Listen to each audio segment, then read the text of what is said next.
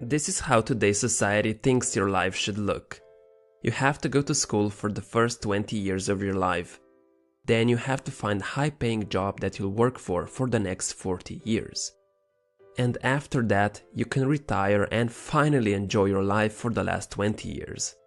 If you're lucky to live that long, of course. This is basically the life plan.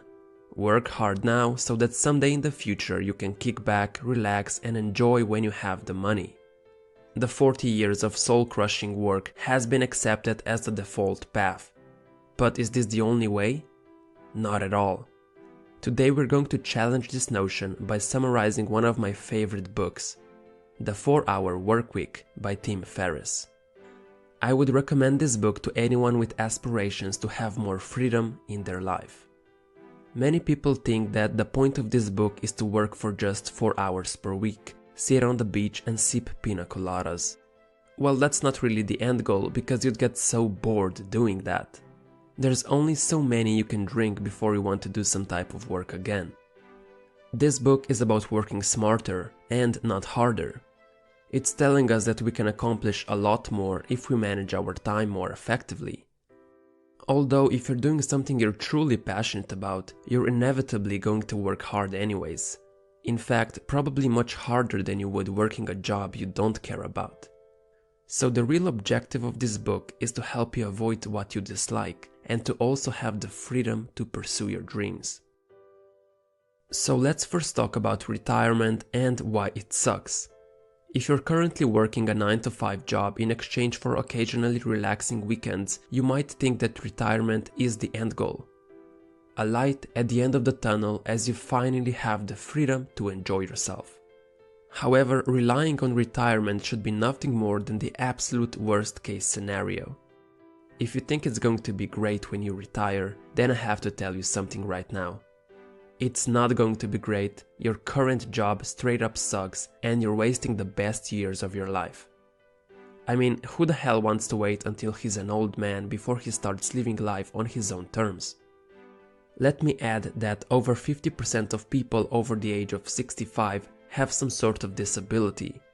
So those last 20 years of your life are basically a coin flip. You're not really free if you're old, sick and fragile.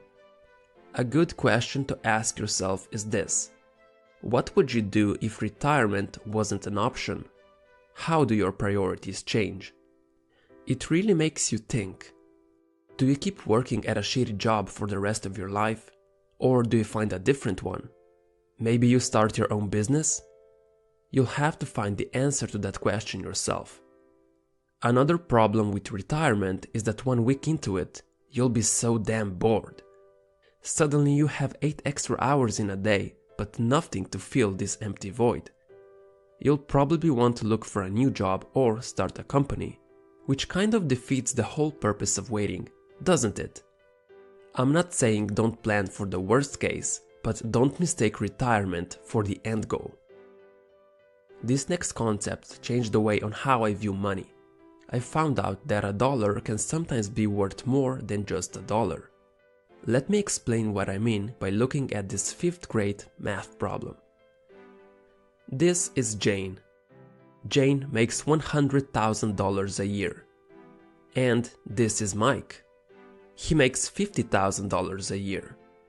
This clearly makes Jane twice as rich as Mike. However, this is only measured in yearly or absolute income. Now let's take a look at this from a relative income standpoint. Jane makes $100,000 a year and works about 50 weeks per year, which means she makes $2,000 a week. Due to her demanding job, she also works 80 hours per week. If we do some quick math, we learn that Jane earns $25 an hour. Not bad.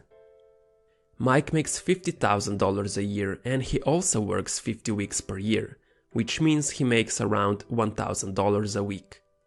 But here's a twist. Mike only works 20 hours per week.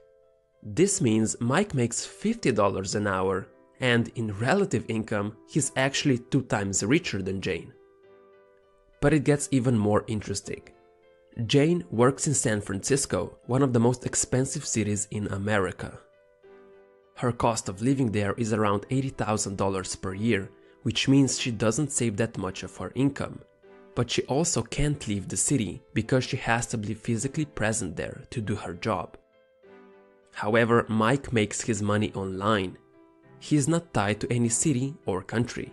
He can live anywhere he chooses to. And he chose to live in Thailand, where his cost of living is about $15,000 per year. This makes Mike in relative income even richer. He has complete freedom to choose when, where, and how to live. When we look at yearly or absolute income, Jane is richer than Mike. But that's because absolute income doesn't take anything else into analysis. It's just a raw number of how much someone makes per year. In relative income, however, we look at the money earned per hour and how much freedom someone has. By freedom, I mean controlling what you do, when you do it, where you do it, and with whom you do it. So in this case, $50,000 per year is worth more than $100,000 per year. This is what I meant when I said that a dollar is sometimes worth more than a dollar. Sure, Jane has more yearly income than Mike, but who has it better really? Another important idea in this book is to avoid work for work's sake. Some people are really good at being busy. They shuffle papers and check email all day long. When you meet them on a Friday night, they're so proud of it as well. They say, "I worked 70 hours this week," just to make themselves feel like they've accomplished more than the other person. And yet they seem to get nothing important done. They are busy and even efficient, but they're busy with the wrong things. You don't want to be like them. A lot of people work at a job where they could finish their work in 4 hours. But because their employer thinks they have to work for 8 hours, a completely arbitrary number, they become extremely good at deceiving themselves and others that they are productive. Otherwise, they could get fired from their job or wouldn't get paid. And the same problem applies to self-employed people.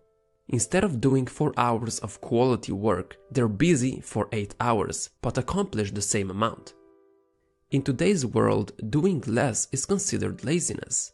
But that's simply not true. Doing less meaningless work so that you can focus on things of greater importance is not laziness. This is hard for most to accept because our culture praises being busy instead of being productive.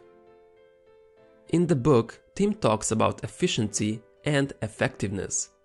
Efficiency is performing a given task, whether important or not, in the best way possible. Effectiveness is doing the right things which get you closer to your goals. For example, the best door-to-door salesman in the world is efficient. Refined and excellent selling without wasting any time.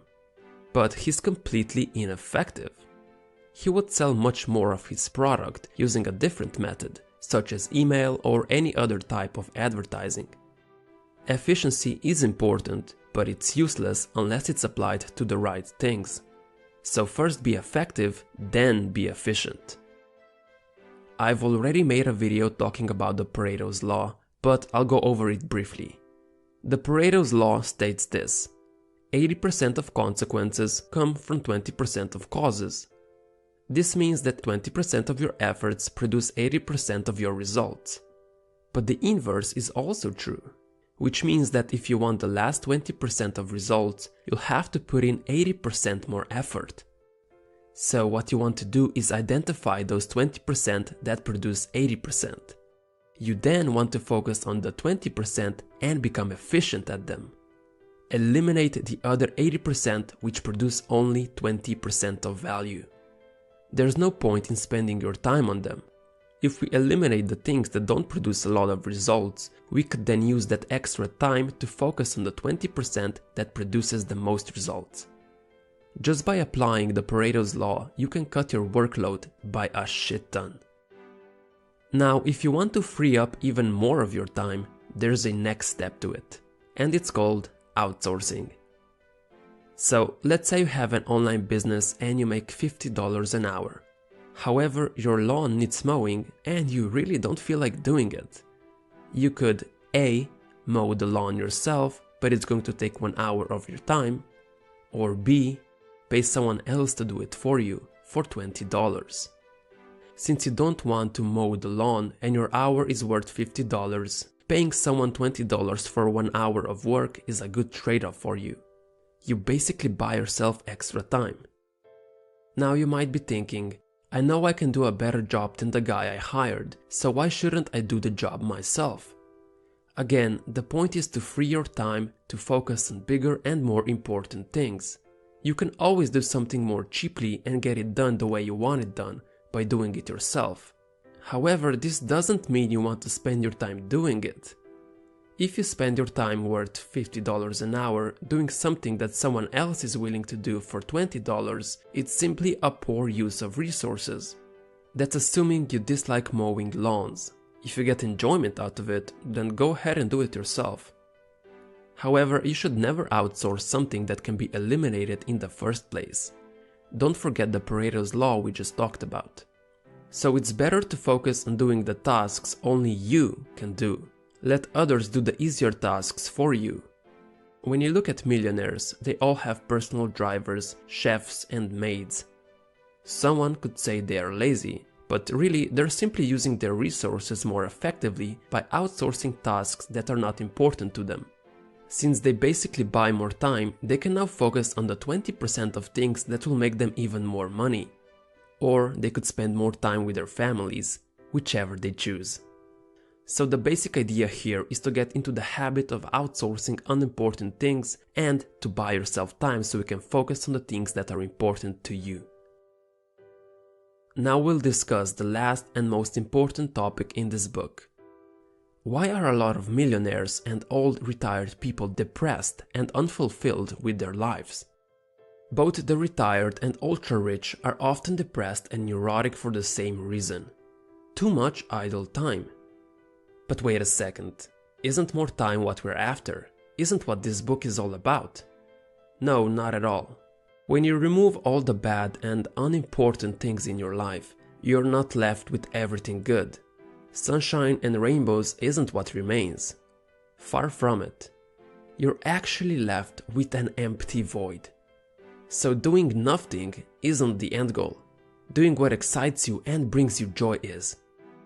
If you free yourself from your job but you haven't filled the void with anything non-business like a hobby, you're just going to continue to work to keep yourself busy. Otherwise, you'll be bored out of your mind.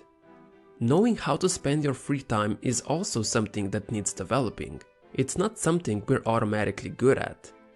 The media might tell you that sipping a cocktail on a sandy beach will get rid of all your life problems. Sure, you can do that for some time.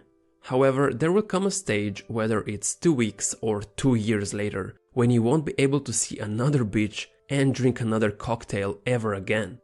You'll be over it. So, what should you do with your free time? Well, Tim says, to live is to learn. You want to continuously challenge yourself, not be idle. Start playing a sport, learn a new language, or play an instrument. Read more books, focus on improving yourself and your relationships with other people. Basically, try out different things and see which hobbies you like or enjoy. You could also start making an impact in the world. Help out your local community, donate to charity, or create a company that shoots rockets into space. Always keep on improving yourself and do what excites you. Thank you for watching the video till the end. I hope you enjoyed it. Make sure to leave a like and subscribe.